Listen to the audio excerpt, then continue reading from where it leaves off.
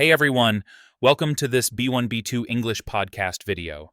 This video can help you practice your listening as I speak. Before we start, remember to subscribe to the channel and click on the bell.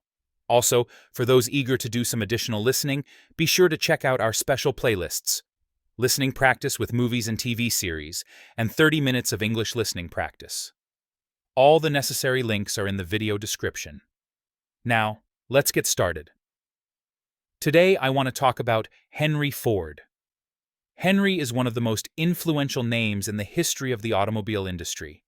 He is not the inventor of the car, but he made cars possible for everyone. Before his time, owning a car was only a dream for many people. Cars had existed before Ford, but they were too expensive and difficult to build. His ideas made a huge difference in the way people travel, work, and live.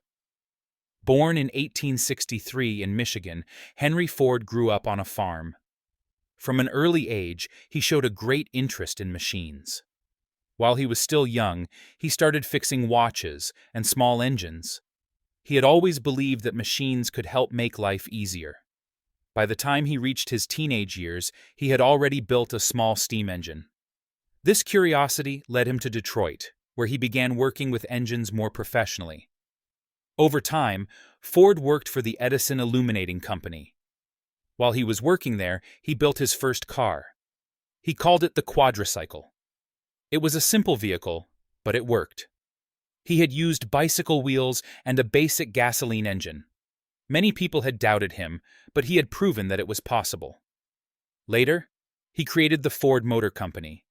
This was the beginning of something much bigger. What made Ford so important was not only the cars he built, but the way he built them. He introduced the moving assembly line. This method changed everything. Before that, workers had been building cars piece by piece.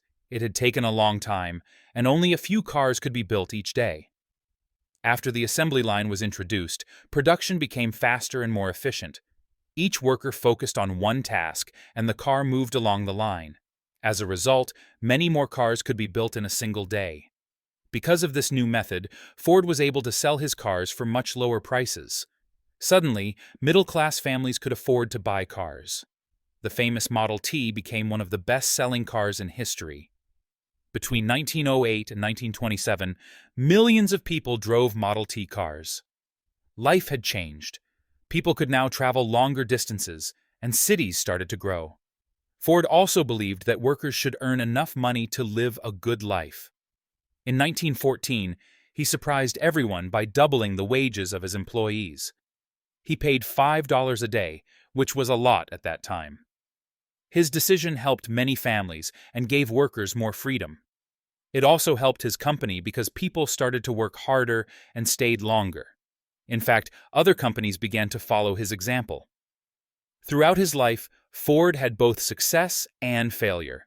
He had made some mistakes, and not every decision had been perfect, but he had always tried to find better ways to do things. He believed in progress, and he kept working on new ideas. He had already changed the world once, and he continued looking for more improvements until the end of his life. People today still remember him not only for the car industry, but also for his ideas about work, production, and society. His impact can still be seen everywhere. If he had not introduced mass production, many modern products might still be expensive and hard to find. Thanks to him, cars became a normal part of life. All right, that's all for today. Thanks a lot for listening. Leave a comment and don't forget to share your ideas with me. I'll see you next episode.